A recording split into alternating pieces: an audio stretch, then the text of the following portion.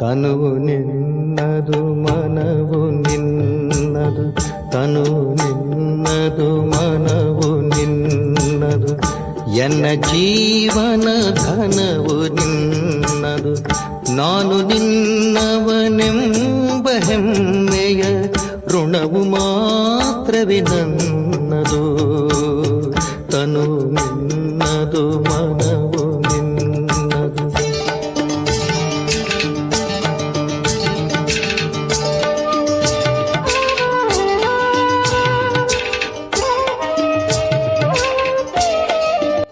ಓಂ ಶಾಂತಿ. ಮುರಳಿಯ ದಿನಾಂಕ 8/5/2026. ಬಾಪ್ದಾದ ಮಧುಬನ. ಮಧುರ ಮಕ್ಕಳೇ, ನೀವೀಗ ಶೂದ್ರ ಮನೆತನದಿಂದ ಬ್ರಾಹ್ಮಣ ಮನೆತನದಲ್ಲಿ ಬಂದಿದ್ದೀರಿ. ತಂದೆಯು ನಿಮ್ಮನ್ನು ಬ್ರಹ್ಮಾರವರ ಮುಖದಿಂದ ದತ್ತು ಮಾಡಿಕೊಂಡಿದ್ದಾರೆ. ಇದೇ ಖುಷಿಯಲ್ಲಿರಿ. ಪ್ರಶ್ನೆ: ಯಾವ ಗುಹ್ಯ ರಹಸ್ಯವನ್ನು ಬ್ರಾಹ್ಮಣ ಕುಲದ ಮಕ್ಕಳೇ ತಿಳಿದುಕೊಳ್ಳಲು ಸಾಧ್ಯ? ಉತ್ತರ: ನಿರಾಕಾರ ಶಿವತಂದೆಯು ನಮ್ಮ ಪಿತಾ ಆಗಿದ್ದಾರೆ ಮತ್ತು ಈ ಬ್ರಹ್ಮಾರವರು ನಮ್ಮ ತಾಯಿಯಾಗಿದ್ದಾರೆ. ನಿರಾಕಾರ ಭಗವಂತನು ಹೇಗೆ ಮಾತಾ ಪಿತಾ ಬಂದು ಸಖನಾಗುತ್ತಾರೆ ಎಂಬ ಗುಹ್ಯ ಗುಪ್ತ ರಹಸ್ಯವನ್ನು ಬ್ರಾಹ್ಮಣ ಕುಲದ ಮಕ್ಕಳೇ ತಿಳಿದುಕೊಳ್ಳುವರು. ಅದರಲ್ಲಿಯೂ ಯಾರು ದೈವಿ ಕುಲದಲ್ಲಿ ಶ್ರೇಷ್ಠ ಪದವಿಯನ್ನು ಪಡೆಯುವವರಿದ್ದಾರೆಯೋ ಅವರೇ ಈ ರಹಸ್ಯವನ್ನು ಯಥಾರ್ಥ ರೀತಿಯಿಂದ ತಿಳಿದುಕೊಳ್ಳುತ್ತಾರೆ. ಶಿವ ಭಗವಾನುವಾಚ್: ಮಕ್ಕಳು ಕುಳಿತಿದ್ದೀರಿ. ನಮ್ಮ ಬಾಪ್ದಾದ ಬಂದಿದ್ದಾರೆ ಎಂದು ತಿಳಿದುಕೊಳ್ಳುತ್ತಿದ್ದೀರಿ. ತಂದೆಯಂತೂ ದಾದಾರವರ ಜೊತೆ ಕಂಬೈಂಡ್ ಆಗುತ್ತಾರೆ. ಆದ್ದರಿಂದ ಬಾಪ್ ದಾದಾ ಬಂದಿದ್ದಾರೆ ಎಂದು ಹೇಳುತ್ತೀರಿ. ಅವರು ಶಿಕ್ಷಕನೂ ಆಗಿದ್ದಾರೆ. ತಂದೆಯು ದಾದಾರವರಿಲ್ಲದೆ ಏನನ್ನೂ ತಿಳಿಸಲು ಸಾಧ್ಯವಿಲ್ಲ.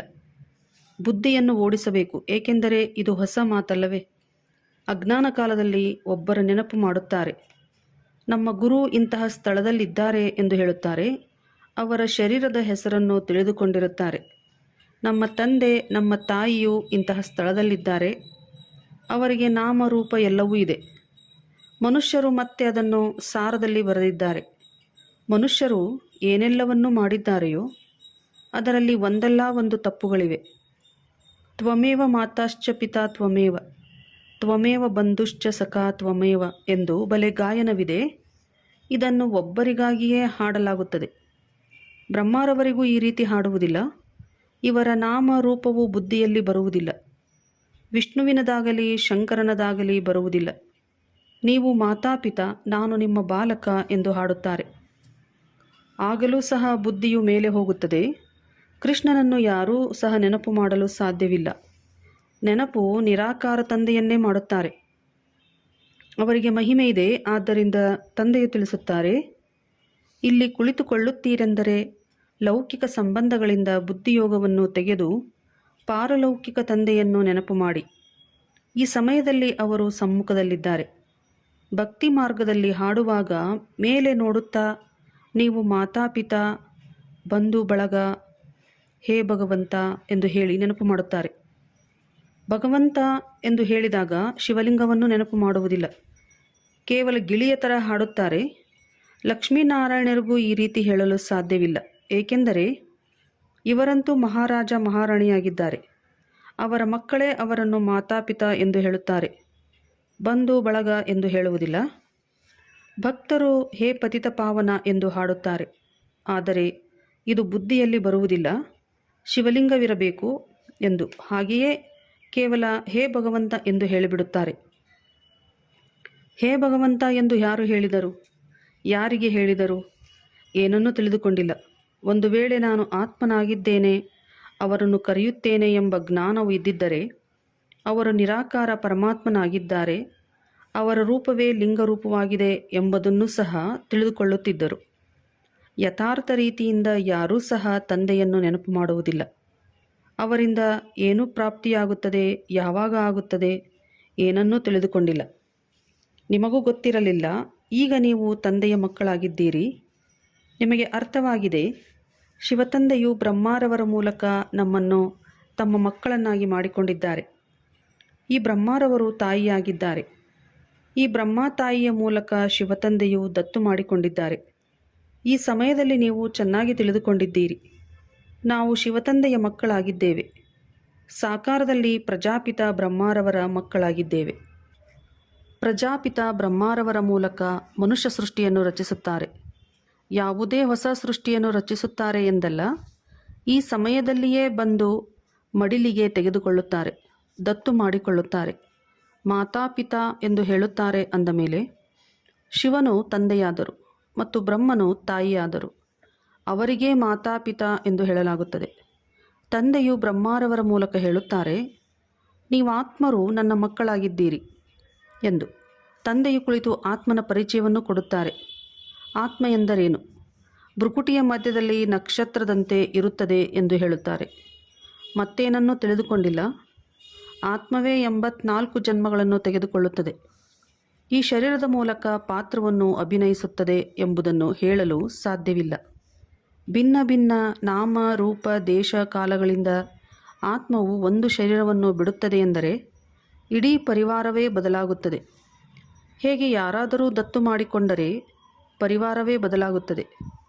ಯಾವ ಮಾತಾಪಿತರಿಂದ ಜನ್ಮ ಪಡೆದರೋ ಅವರನ್ನು ತಿಳಿದುಕೊಂಡಿರುತ್ತಾರೆ ಮತ್ತು ಯಾರು ದತ್ತು ಮಾಡಿಕೊಳ್ಳುತ್ತಾರೆಯೋ ಅವರ ಮನೆಯವರಾಗಿ ಬಿಡುತ್ತಾರೆ. ನೀವಿಲ್ಲಿ ಶೂದ್ರ ಮನೆತನದಿಂದ ಬ್ರಾಹ್ಮಣ ಮನೆತನದಲ್ಲಿ ಬಂದಿರಿ. ಬ್ರಹ್ಮಾರವರ ತನುವಿನಿಂದ ನಿಮ್ಮನ್ನು ದತ್ತು ಮಾಡಿಕೊಳ್ಳಲಾಯಿತು. ನೀವು ಬ್ರಾಹ್ಮಣ ಕುಲದಲ್ಲಿ ಬಂದುಬಿಟ್ಟಿರಿ. ಈ ಮಾತುಗಳನ್ನು ಶಾಸ್ತ್ರಗಳಲ್ಲಿ ಬರೆಯಲು ಸಾಧ್ಯವಿಲ್ಲ. ಇದನ್ನು ತಿಳಿಸಲಾಗುತ್ತದೆ. ಬರೆಯುವುದರಿಂದ ಯಾರೂ ತಿಳಿದುಕೊಳ್ಳಲಾಗುವುದಿಲ್ಲ. ನಾನು ಪರಮಪಿತ ಪರಮಾತ್ಮನ ಸಂತಾನನಾಗಿದ್ದೇನೆ, ಇವರು ತಾಯಿಯಾಗಿದ್ದಾರೆ ಎಂಬುದನ್ನು ನೀವು ಮಕ್ಕಳೇ ತಿಳಿದುಕೊಂಡಿದ್ದೀರಿ. ಬ್ರಹ್ಮನಿಗೆ ಪ್ರಜಾಪಿತ ಎಂದೇ ಹೇಳುತ್ತಾರೆ. ಇವರ ಮೂಲಕ ಮಕ್ಕಳನ್ನು ದತ್ತು ಮಾಡಿಕೊಳ್ಳುತ್ತೇನೆ. ಇವು ಎಷ್ಟು ಗುಪ್ತ ಮಾತುಗಳಾಗಿವೆ. ಸಮ್ಮುಖದಲ್ಲಿ ಬರದೆ ಯಾರೂ ತಿಳಿದುಕೊಳ್ಳಲು ಸಾಧ್ಯವಿಲ್ಲ. ಅದರಲ್ಲಿಯೂ ಯಾರು ಈ ಬ್ರಾಹ್ಮಣ ಕುಲದವರಾಗಿದ್ದಾರೆಯೋ ಅವರೇ ತಿಳಿದುಕೊಳ್ಳುತ್ತಾರೆ. ಅವರೇ ದೈವೀ ಕುಲದಲ್ಲಿ ಶ್ರೇಷ್ಠ ಪದವಿಯನ್ನು ಪಡೆಯುತ್ತಾರೆ. ಹೊಸವರ ಬುದ್ಧಿಯಲ್ಲಿ ಈ ಮಾತುಗಳು ಕುಳಿತುಕೊಳ್ಳುವುದಿಲ್ಲ. ಅವರು ಯಾರಿಗೂ ತಿಳಿಸುವುದಕ್ಕೂ ಸಾಧ್ಯವಿಲ್ಲ. ನಿಮ್ಮಲ್ಲಿಯೂ ನಂಬರ್ವಾರ್ ಪುರುಷಾರ್ಥದ ಅನುಸಾರ ಬುದ್ಧಿಯಲ್ಲಿ ಕುಳಿತುಕೊಳ್ಳುತ್ತದೆ. ತ್ವಮೇವ ಮಾತಾಶ್ಚ ಪಿತಾ ತ್ವಮೇವ, ತ್ವಮೇವ ಬಂಧುಶ್ಚ ಸಖಾ ತ್ವಮೇವ ಎಂದು ಗಾಯನ ಮಾಡಲಾಗುತ್ತದೆ. ಶಿವತಂದೆಯನ್ನು ನೆನಪು ಮಾಡುತ್ತಾರೆ. ಮತ್ತೆ ನೀವು ಮಾತಾಪಿತಾ ಎಂದು ಹೇಳುತ್ತಾರೆ. ಒಬ್ಬರೇ ತಂದೆ ಹೇಗೆ ಮಾತಾಪಿತಾ ಆಗುವರು? ಈ ಮಾತುಗಳನ್ನು ಬೇರೆ ಯಾರೂ ತಿಳಿಸಲು ಸಾಧ್ಯವಿಲ್ಲ. ಹೇಗೆ ಶಾಸ್ತ್ರಗಳಲ್ಲಿ ವ್ಯಾಸರು ಬರೆದಿರುವುದನ್ನು ಮನುಷ್ಯರು ಕಂಠಪಾಠ ಮಾಡಿದ್ದಾರೆಯೋ ಹಾಗೆಯೇ ನಿಮಗೂ ಸಹ ಯಾರೋ ತಿಳಿಸಿದ್ದಾರೆ. ನೀವು ಕಂಠಪಾಠ ಮಾಡಿದ್ದೀರಿ ಎಂದು ಹೇಳುತ್ತಾರೆ. ಹೊಸ ಮನುಷ್ಯರು ತಿಳಿದುಕೊಳ್ಳುವುದು ಬಹಳ ಕಷ್ಟವಿದೆ. ಅಂದರೆ ಹೊಸಬರು ತಿಳಿದುಕೊಳ್ಳುವುದು ಕಷ್ಟ ಇದೆ. ಇಲ್ಲಿರುವವರು ಸಹ ಅನ್ಯರಿಗೆ ತಿಳಿಸಿಕೊಡಲು ಕೆಲವರಿಂದ ಆಗುವುದಿಲ್ಲ. ನೀವು ಆತ್ಮರಾಗಿದ್ದೀರಿ. ನಿಮ್ಮ ತಂದೆಯು ಪರಮಪಿತ ಪರಮಾತ್ಮ ಆಗಿದ್ದಾರೆ. ಆ ಬೇಹದ್ದಿನ ತಂದೆಯೇ ಬೇಹದ್ದಿನ ಆಸ್ತಿಯನ್ನು ಕೊಡುತ್ತಾರೆ. ಆಸ್ತಿಯನ್ನು ಕೊಟ್ಟಿದ್ದರೂ ನಂತರ ಪುನರ್ಜನ್ಮವನ್ನು ತೆಗೆದುಕೊಳ್ಳುತ್ತಾ ಜನ್ಮಗಳು ಮುಕ್ತಾಯವಾಯಿತು. ಈಗ ತಂದೆಯು ಪುನಃ ಆಸ್ತಿಯನ್ನು ಕೊಡಲು ಬಂದಿದ್ದಾರೆ. ಇದನ್ನು ಯಾರಿಗಾದರೂ ತಿಳಿಸಲು ಎಷ್ಟು ಸಹಜವಾಗಿದೆ. ನೀವು ಮಾತಾಪಿತಾ ಎಂದು ಯಾರಿಗೆ ಹೇಳಲಾಗುತ್ತದೆ ಎಂಬುದು ವಿಚಾರ ಮಾಡುವ ಮಾತಾಗಿದೆ. ಬ್ರಹ್ಮಾರವರ ಮೂಲಕ ದತ್ತು ಮಾಡಿಕೊಳ್ಳುತ್ತಾರೆ ಅಂದ ಮೇಲೆ ತಾಯಿಯು ಅವಶ್ಯವಾಗಿ ಬೇಕಲ್ಲವೇ? ಆದ್ದರಿಂದ ಯಾರು ಅನನ್ಯ ಮಗುವಾಗಿರುವರೋ ಅವರಿಗೆ ಡ್ರಾಮಾ ಯೋಜನೆಯ ಅನುಸಾರ ಜಗದಂಬಾ ಎಂಬ ಬಿರುದನ್ನು ಕೊಡಲಾಗುತ್ತದೆ. ಪುರುಷನಿಗೆ ಜಗದಂಬಾ ಎಂದು ಹೇಳಲು ಸಾಧ್ಯವಿಲ್ಲ. ಆದ್ದರಿಂದ ಇವರಿಗೆ ಜಗತ್ಪಿತ ಎಂದು ಹೇಳುತ್ತಾರೆ. ಇವರಿಗೆ ಪ್ರಜಾಪಿತ ಎಂಬ ಹೆಸರು ಪ್ರಸಿದ್ಧವಾಗಿದೆ. ಒಳ್ಳೆಯದು. ಪ್ರಜಾಮಾತೆಯಲ್ಲಿ ಆದ್ದರಿಂದ ಮಾತೆಯನ್ನು ದತ್ತು ಮಾಡಿಕೊಳ್ಳಲಾಗುತ್ತದೆ. ಆದಿದೇವನಂತೂ ಇದ್ದಾರೆ, ಮತ್ತು ಆದಿದೇವಿಯನ್ನೂ ಸಹ ನಿಮಿತ್ತ ಮಾಡುತ್ತೇನೆ. ಜಗದಂಬೆಯು ಒಬ್ಬರೇ ಆಗಿದ್ದಾರೆ. ಅವರಿಗೇ ಮಹಿಮೆ ಇದೆ. ಜಗದಂಬೆಯ ಎಷ್ಟೊಂದು ಮೇಳಗಳು ಆಗುತ್ತವೆ, ಆದರೆ ಅವರ ಬಗ್ಗೆ ಯಾರೂ ತಿಳಿದುಕೊಂಡಿಲ್ಲ. ಕಲ್ಕತ್ತಾದಲ್ಲಿ ಕಾಳಿಯ ಮಂದಿರವಿದೆ. ಬಾಂಬೆಯಲ್ಲಿಯೂ ಜಗದಂಬೆಯ ಮಂದಿರವಿದೆ. ರೂಪವು ಬೇರೆ ಬೇರೆಯಾಗಿದೆ. ಜಗದಂಬ ಯಾರು ಇದನ್ನು ಯಾರೂ ತಿಳಿದುಕೊಂಡಿಲ್ಲ. ಅವರಿಗೂ ಭಗವತಿ ಎಂದು ಹೇಳುತ್ತಾರೆ, ಆದರೆ ಜಗದಂಬೆಗೆ ಭಗವತಿ ಎಂದು ಹೇಳಲು ಸಾಧ್ಯವಿಲ್ಲ. ಅವರು ಬ್ರಾಹ್ಮಣಿಯಾಗಿದ್ದಾರೆ, ಜ್ಞಾನೇಶ್ವರಿಯಾಗಿದ್ದಾರೆ. ಅವರಿಗೆ ತಂದೆಯಿಂದ ಜ್ಞಾನ ಸಿಕ್ಕಿದೆ. ನೀವೆಲ್ಲರೂ ಜಗದಂಬೆಯ ಮಕ್ಕಳಾಗಿದ್ದೀರಿ. ಜ್ಞಾನವನ್ನು ಕೇಳಿ ಮತ್ತೆ ಹೇಳುತ್ತೀರಿ. ನಿಮ್ಮ ಉದ್ಯೋಗವೇ ಇದಾಗಿದೆ. ನಿಮಗೆ ಸ್ವಯಂ ಈಶ್ವರನು ಓದಿಸುತ್ತಾರೆ, ಯಾವುದೇ ಮನುಷ್ಯರು ಓದಿಸುತ್ತಿಲ್ಲ. ಈ ಬ್ರಹ್ಮಾರವರು ಸಹ ಮನುಷ್ಯನಾಗಿದ್ದಾರೆ. ಮನುಷ್ಯರು ಯಾರನ್ನೂ ಪಾವನರನ್ನಾಗಿ ಮಾಡಲು ಸಾಧ್ಯವಿಲ್ಲ. ಮನುಷ್ಯರಿಗೆ ಇಷ್ಟು ಮಂದ ಬುದ್ಧಿಯಾಗಿ ಬಿಟ್ಟಿದೆ, ಏನನ್ನೂ ತಿಳಿದುಕೊಳ್ಳುವುದಿಲ್ಲ. ಪತಿತ ಪಾವನನು ಒಬ್ಬರೇ ತಂದೆಯಾಗಿದ್ದಾರೆ. ಅವರು ಪತಿತರನ್ನು ಪಾವನ ಮಾಡುವುದಕ್ಕಾಗಿಯೇ ಬರುತ್ತಾರೆ. ಇಡೀ ಪ್ರಪಂಚವು ತಮೋಪ್ರಧಾನವಾಗಿದೆ. ಎಲ್ಲರೂ ಪತಿತರಾಗಿದ್ದಾರೆ. ಹೊಸ ಪ್ರಪಂಚವು ಪಾವನ, ಹಳೆಯ ಪ್ರಪಂಚವು ಪತಿತವಾಗಿದೆ. ಹಳೆಯ ಪ್ರಪಂಚದಲ್ಲಿ ನರಕವಾಸಿಗಳಾಗಿದ್ದಾರೆ, ಹೊಸ ಪ್ರಪಂಚದಲ್ಲಿ ಸ್ವರ್ಗವಾಸಿಗಳಾಗಿದ್ದಾರೆ. ಬುದ್ಧಿಯೂ ಹೇಳುತ್ತದೆ, ಸತ್ಯುಗದಲ್ಲಿ ಕೇವಲ ಭಾರತವಾಸಿ ದೇವಿ ದೇವತೆಗಳೇ ಇರುತ್ತಾರೆ, ಮತ್ಯಾರೂ ಇರಲಿಲ್ಲ. ಈಗ ನೀವು ಮಕ್ಕಳಿಗೆ ಈ ಜ್ಞಾನವು ಸಿಕ್ಕಿದೆ. ಹೊಸ ಪ್ರಪಂಚದಲ್ಲಿ ಮೊದಲು ಸೂರ್ಯವಂಶಿ ದೇವತೆಗಳಿದ್ದರು, ನಂತರ ಚಂದ್ರವಂಶೀಯರಾದರು. ಆಗ ಸೂರ್ಯವಂಶವು ಕಳೆದು ಹೋಯಿತು. ಚಂದ್ರವಂಶೀಯರ ನಂತರ ಮತ್ತೆ ವೈಶ್ಯವಂಶೀಯರು ಬರುತ್ತಾರೆ. ಅವಶ್ಯವಾಗಿ ಲಕ್ಷ್ಮೀನಾರಾಯಣರ ರಾಜ್ಯವಿತ್ತು. ಅವರಿಗಿಂತ ಮೊದಲು ಏನಿತ್ತು? ಇದನ್ನು ಯಾರೂ ತಿಳಿದುಕೊಳ್ಳುವುದಿಲ್ಲ. ಮಕ್ಕಳಿಗೆ ತಂದೆಯು ಚಕ್ರದ ರಹಸ್ಯವನ್ನು ತಿಳಿಸಿದ್ದಾರೆ. ದ್ವಾಪರಯುಗದಲ್ಲಿ ವೈಶ್ಯವಂಶೀಯರಿರುತ್ತಾರೆ, ಕಲಿಯುಗದಲ್ಲಿ ಶೂದ್ರವಂಶೀಯರಿದ್ದಾರೆ. ನಾವೀಗ ಬ್ರಾಹ್ಮಣರಾಗಿದ್ದೇವೆ ಎಂದು ನೀವು ತಿಳಿದುಕೊಂಡಿದ್ದೀರಿ. ನಿಮ್ಮನ್ನು ತಂದೆಯು ತಮ್ಮವರನ್ನಾಗಿ ಮಾಡಿಕೊಂಡಿದ್ದಾರೆ, ಅರ್ಥಾತ್ ಶೂದ್ರ ಧರ್ಮದಿಂದ ದೇವತಾ ಧರ್ಮದಲ್ಲಿ ವರ್ಗಾವಣೆ ಮಾಡಿದ್ದಾರೆ. ಈಗ ಸೂರ್ಯವಂಶಿ ಚಂದ್ರವಂಶೀಯರಂತೂ ಇಲ್ಲ. ಲಕ್ಷ್ಮೀನಾರಾಯಣರ ರಾಜ್ಯವಾಗಲಿ ರಾಮರಾಜ್ಯವಾಗಲಿ ಇಲ್ಲ. ಈಗ ಕಲಿಯುಗದ ಅಂತ್ಯವಾಗಿದೆ. ಕಲಿಯುಗದ ನಂತರ ಅವಶ್ಯವಾಗಿ ಸತ್ಯುಗವು ಬರುವುದು. ಕಲಿಯುಗದಲ್ಲಿ ಇದು ಹಳೆಯ ಪತಿತ ಪ್ರಪಂಚವಾಗಿದೆ. ಮಹಾನ್ ದುಃಖಿಯಾಗಿದ್ದಾರೆ. ಆದ್ದರಿಂದ ಹೋಗಿ ದೇವತೆಗಳ ಮಹಿಮೆ ಮಾಡುತ್ತಾರೆ, ತಲೆಬಾಗುತ್ತಾರೆ. ಲಕ್ಷ್ಮೀನಾರಾಯಣರಿಗೆ ಈ ರಾಜ್ಯವನ್ನು ಯಾರು ಕೊಟ್ಟರು? ಇದನ್ನು ಹೇಳುವವರು ಯಾರಾದರೂ ಇದ್ದಾರೆಯೇ? ಯಾರಿಗೂ ಇದು ಸಂಕಲ್ಪದಲ್ಲಿಯೂ ಇರುವುದಿಲ್ಲ, ಏಕೆಂದರೆ ಕಲಿಯುಗವು ಇನ್ನೂ ಮಗುವಾಗಿದೆ ಎಂಬುದೇ ಅವರ ಬುದ್ಧಿಯಲ್ಲಿದೆ. ಇನ್ನೂ 40,000 ವರ್ಷಗಳಿದೆ ಕಲಿಯುಗಕ್ಕೆ ಎಂದು ತಿಳಿಯುವ ಕಾರಣ ಈ ವಿಚಾರವೇ ಬರುವುದಿಲ್ಲ. ಈಗ ನಿಮಗೆ ಇದು ಗಮನಕ್ಕೆ ಬರುತ್ತದೆ. ಬಾಬಾ, ನಮಗೆ ನೆನಪೇ ಇರುವುದಿಲ್ಲವೆಂದು ಕೆಲವು ಮಕ್ಕಳು ಹೇಳುತ್ತಾರೆ. ಏಕೆ ನೆನಪು ಇರುವುದಿಲ್ಲ? ಏಕೆಂದರೆ ಬೆಳಗ್ಗೆ ಬೆಳಗ್ಗೆ ಎದ್ದು ಕುಳಿತುಕೊಂಡು ಧಾರಣೆ ಮಾಡುವುದಿಲ್ಲ. ತಿಳಿದುಕೊಳ್ಳುತ್ತಾರೆ, ಆದರೆ ಯಾರಿಗೂ ತಿಳಿಸುವುದಿಲ್ಲ. ಆದ್ದರಿಂದ ಈ ರೀತಿಯಾಗುತ್ತದೆ. ಎಲ್ಲರೂ ಒಂದೇ ಸಮಾನ ಬುದ್ಧಿವಂತರಾಗಲು ಸಾಧ್ಯವಿಲ್ಲ. ಬುದ್ಧಿವಂತರೂ ಬೇಕು, ಮಂದ ಬುದ್ಧಿಯವರೂ ಬೇಕು. ಬಹಳ ಬುದ್ಧಿವಂತರು ಹೋಗಿ ರಾಜರಾಣಿಯರಾಗುತ್ತಾರೆ. ಯಾರು ಎಷ್ಟೆಷ್ಟು ತಿಳಿದುಕೊಳ್ಳುವರೋ ಮತ್ತು ಅನ್ಯರಿಗೆ ತಿಳಿಸಿಕೊಡುವರೋ ಅವರ ಹೆಸರು ಪ್ರಸಿದ್ಧವಾಗುವುದು. ಪ್ರದರ್ಶನಿಗಳನ್ನು ಇಟ್ಟಾಗ ಬಾಬಾ ಇಂಥವರನ್ನು ಕಳುಹಿಸಿಕೊಡಿ ಎಂದು ಪತ್ರ ಬರೆಯುತ್ತಾರೆ. ಆದರೆ ನೀವೇ ಏಕೆ ತಿಳಿಸುವುದಿಲ್ಲ? ಅದಕ್ಕೆ ಬಾಬಾ ಅವರಿಗೆ ಚೆನ್ನಾಗಿ ಅಭ್ಯಾಸವಿದೆ. ನಾವಿನ್ನೂ ಕಚ್ಚಾ ಆಗಿದ್ದೇವೆಂದು ಹೇಳುತ್ತಾರೆ. ಸ್ವಯಂ ತಂದೆಯೇ ಹೇಳುತ್ತಾರೆ, ಎಲ್ಲಿಂದಲಾದರೂ ನಿಮಂತ್ರಣ ಸಿಕ್ಕಿದರೆ ಬರೆದು ಕಳುಹಿಸಿ. ಯಾರು ಯಾರು ಇದ್ದಾರೆ ಎಂಬುದನ್ನು ನೋಡಿ ಯಾರನ್ನು ಕಳುಹಿಸಬೇಕು ಎಂದು ತೀರ್ಮಾನಿಸುತ್ತೇವೆ. ಸನ್ಯಾಸಿಗಳು ಸಹ ಆ ನಿಮಂತ್ರಣದಲ್ಲಿ ಇದ್ದಾರೆಯೇ ಎಂಬುದನ್ನು ನೋಡಿ ಅವರಿಗೆ ತಿಳಿಸಲು ಅಂತಹ ಒಳ್ಳೆಯ ಬ್ರಹ್ಮಕುಮಾರಿಯನ್ನೇ ಕಳುಹಿಸಬೇಕಾಗುತ್ತದೆ. ಈ ಕುಮಾರಿಕಾ ಮನೋಹರ್ ಇದ್ದಾರೆ, ಗಂಗೆ ಇದ್ದಾರೆ. ಇವರುಗಳಲ್ಲಿ ಯಾರನ್ನಾದರೂ ಕಳುಹಿಸಿ. ಮಕ್ಕಳಂತೂ ಅನೇಕರಿದ್ದಾರೆ. ಕುಮಾರ್, ಜಗದೀಶ್, ರಮೇಶ್ ರವರನ್ನು ಕಳುಹಿಸಿ ಎಂದು ಬರೆಯಿರಿ. ನೀವು ಸಹ ತಿಳಿದುಕೊಂಡಿದ್ದೀರಿ, ಒಬ್ಬರು ಇನ್ನೊಬ್ಬರಿಗಿಂತ ಬುದ್ಧಿವಂತರಾಗಿದ್ದಾರೆ. ಹೇಗೆ ಜಡ್ಜ್, ಮ್ಯಾಜಿಸ್ಟ್ರೇಟ್ ಒಬ್ಬರು ಇನ್ನೊಬ್ಬರಿಗಿಂತ ಬುದ್ಧಿವಂತರಿರುತ್ತಾರೆ. ಸರ್ಕಾರಕ್ಕೂ ತಿಳಿದಿರುತ್ತದೆ. ಆದ್ದರಿಂದಲೇ ಒಬ್ಬರು ಇನ್ನೊಬ್ಬರಿಗಿಂತ ಕೇಸ್ಗಳು ಮೇಲೆ ಹೋಗುತ್ತವೆ. ಮತ್ತೆ ಹೈಕೋರ್ಟ್ಗೆ ಹೋಗಿ ಮತ್ತೆ ಅವರಿಗಿಂತಲೂ ಮೇಲೆ ಹೋಗುತ್ತಾರೆ. ಅವರು ಸಹ ಸರಿಯಾಗಿ ತೀರ್ಮಾನ ಕೊಡಲಿಲ್ಲವೆಂದರೆ ಅವರಿಗಿಂತಲೂ ಮೇಲೆ ಹೋಗುತ್ತಾರೆ. ಇವರ ಮೇಲೆ ನೀವು ದಯೆ ತೋರಿಸಿ. ಈಗ ಇವೆಲ್ಲ ಮಾತುಗಳು ಇಲ್ಲಿಯೇ ಆಗುತ್ತವೆ. ಸತ್ಯ ತ್ರೇತಾಯುಗದಲ್ಲಿ ಇರುವುದಿಲ್ಲ. ಮತ್ತು ದ್ವಾಪರಯುಗದಲ್ಲಿ ರಾಜರಾಣಿಯರ ರಾಜ್ಯವಿರುತ್ತದೆ. ಅಲ್ಲಂತೂ ಮಹಾರಾಜ ಮಹಾರಾಣಿಯೇ ಕೇಸನ್ನು ಸಂಭಾಲನೆ ಮಾಡುತ್ತಾರೆ ಮತ್ತು ಅಲ್ಲಿ ಕೇಸ್ ಇರುವುದು ಬಹಳ ಕಡಿಮೆ. ಈಗಂತೂ ತಮೋಪ್ರಧಾನ, ಪತಿತರಲ್ಲವೇ?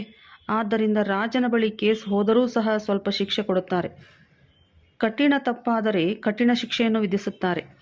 ಇಲ್ಲಂತೂ ಎಷ್ಟೊಂದು ಮಂದಿ ಜಡ್ಜ್ ವಕೀಲರಿದ್ದಾರೆ. ಕಾರೋಬಾರ್ನಲ್ಲಿ ಎಷ್ಟೊಂದು ಅಂತರವಿದೆ. ಸತ್ಯಯುಗದಲ್ಲಿ ಹೇಗಿರುತ್ತದೆ ಎಂಬುದನ್ನು ಯಾರಿಗೂ ತಿಳಿದಿಲ್ಲ. ಈಗ ತಂದೆಯು ತಿಳಿಸಿದ್ದಾರೆ, ಈ ಲಕ್ಷ್ಮೀನಾರಾಯಣರನ್ನು ತಿಳಿದುಕೊಂಡಿದ್ದೀರಾ ಎಂದು ಯಾರಿಗೊಂದಾದರೂ ಕೇಳಿರಿ. ಹೇಗೆ ಬಿರ್ಲಾದವರು ಇದ್ದಾರೆ, ಮಂದಿರಗಳನ್ನು ಕಟ್ಟಿಸುತ್ತಾ ಇರುತ್ತಾರೆ. ಅಂಥವರಿಗೆ ನಿಮ್ಮಲ್ಲಿ ಯಾರಾದರೂ ಪತ್ರ ಬರೆಯಿರಿ. ನೀವು ಲಕ್ಷ್ಮೀನಾರಾಯಣರ ಮಂದಿರಗಳನ್ನಂತೂ ಬಹಳ ಕಟ್ಟಿಸುತ್ತೀರಿ, ಆದರೆ ಯಾವಾಗ ಸತ್ಯುಗಕ್ಕೆ ಮೊದಲು ಕಲಿಯುಗವಿತ್ತು ಅಂದ ಮೇಲೆ ಇವರಿಗೆ ಈ ರಾಜಧಾನಿಯು ಹೇಗೆ ಸಿಕ್ಕಿತು ಎಂದು ಕೇಳಬೇಕು. ಕಲಿಯುಗದಲ್ಲಂತೂ ಏನೂ ಇರಲಿಲ್ಲ. ದೇವತೆಗಳು ಯಾರೊಂದಿಗೂ ಯುದ್ಧ ಮಾಡುವುದಿಲ್ಲ. ಯುದ್ಧದಿಂದ ಯಾರೂ ವಿಶ್ವದ ಮಾಲೀಕರಾಗಲು ಸಾಧ್ಯವಿಲ್ಲ. ಯಾರು ವಿಶ್ವದ ಮಾಲೀಕರಾಗಿದ್ದರೋ ಆ ಲಕ್ಷ್ಮೀನಾರಾಯಣರ ಚಿತ್ರಗಳನ್ನಿಟ್ಟಿದ್ದಾರೆ. ಈಗಂತೂ ಕಲಿಯುಗವಾಗಿದೆ. ಇಲ್ಲಿ ಆಯುಧಗಳಿಂದ ಯುದ್ಧ ನಡೆಯುತ್ತದೆ. ತಂದೆಯು ತಿಳಿಸಿದ್ದಾರೆ, ಕ್ರಿಶ್ಚಿಯನ್ ಧರ್ಮದವರೇ ಪರಸ್ಪರ ಸೇರಿ ಒಂದಾದರೆ, ಪರಸ್ಪರ ಪ್ರೀತಿಯನ್ನಿಟ್ಟಿದ್ದೇ ಆದರೆ ವಿಶ್ವದ ಮಾಲೀಕರಾಗಬಲ್ಲರು. ಆದರೆ ಇದು ಸಾಧ್ಯವಿಲ್ಲ. ಲಕ್ಷ್ಮೀನಾರಾಯಣರೇ ವಿಶ್ವದ ಮಾಲೀಕರಾಗುತ್ತಾರೆ. ಬುದ್ಧಿಯು ಹೇಳುತ್ತದೆ, ಇವರು ಪರಸ್ಪರ ಒಂದಾದರೆ ಮಾಲೀಕರಾಗಬಲ್ಲರು. ಆದರೆ ಸತ್ಯುಗದಲ್ಲಿ ಯಾರೂ ರಾಜರಾಣಿಯಂತೂ ಆಗಲು ಸಾಧ್ಯವಿಲ್ಲ. ಸೃಷ್ಟಿ ನಾಟಕವೇ ಹೀಗೆ ಮಾಡಲ್ಪಟ್ಟಿದೆ. ನಾವೀಗ ಪುನಃ ಯೋಗ ಬಲದಿಂದ ಸ್ವರ್ಗದ ಆಸ್ತಿಯನ್ನು ತೆಗೆದುಕೊಳ್ಳುತ್ತಿದ್ದೇವೆ. ನೀವು ಇದನ್ನು ತಿಳಿಸಬಹುದು. ಕಲ್ಪದ ಮೊದಲು ಸಹ ಸಂಗಮಯುಗದಲ್ಲಿ ಪರಮಾತ್ಮ ತಂದೆಯಿಂದ ಪದವಿಯನ್ನು ಪಡೆದಿದ್ದೇವೆ. 84 ಜನ್ಮಗಳು ಪೂರ್ಣವಾಯಿತು. ಈಗ ಪುನಃ ಆಸ್ತಿಯನ್ನು ಪಡೆಯುತ್ತಿದ್ದೇವೆ ಎಂದು. ಒಳ್ಳೆಯದು. ಮಧುರಾತಿ ಮಧುರ ಅಗಲಿ ಹೋಗಿ ಮರಳಿ ಸಿಕ್ಕಿರುವ ಮಕ್ಕಳ ಪ್ರತಿ ಮಾತಾಪಿತಾ ಬಾಪ್ದಾದಾರವರ ನೆನಪು, ಪ್ರೀತಿ ಹಾಗೂ ಸುಪ್ರಭಾತ. ಆತ್ಮಿಕ ಮಕ್ಕಳಿಗೆ ಆತ್ಮಿಕ ತಂದೆಯ ನಮಸ್ತೆ. ಆತ್ಮಿಕ ಮಕ್ಕಳಿಂದ ಆತ್ಮಿಕ ತಂದೆಗೆ ನಮಸ್ತೆ ನಮಸ್ತೆ ನಮಸ್ತೆ. ಧಾರಣೆಗಾಗಿ ಮುಖ್ಯ ಸಾರ.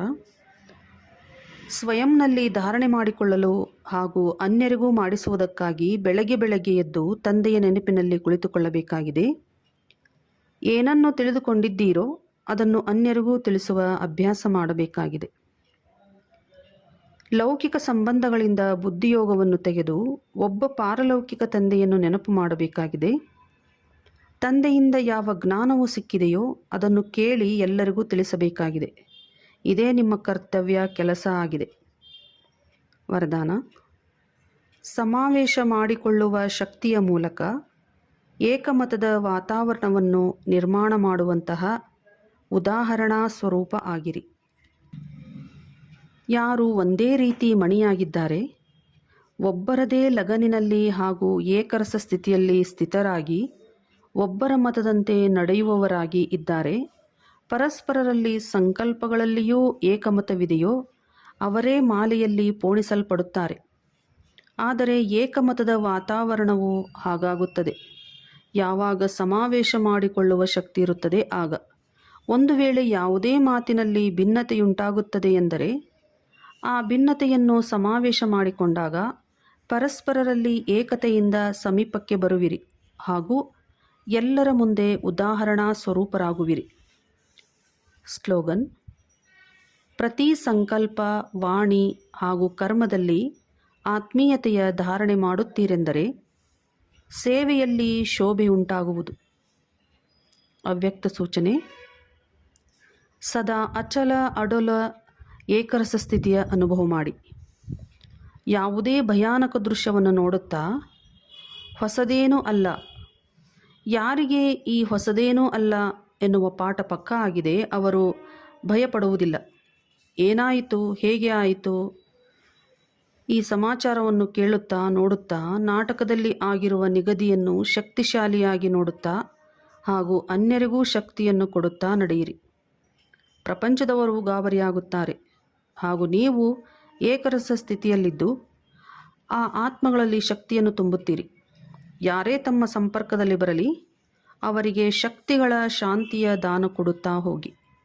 ಒಳ್ಳೆಯದು. ಓಂ ಶಾಂತಿ.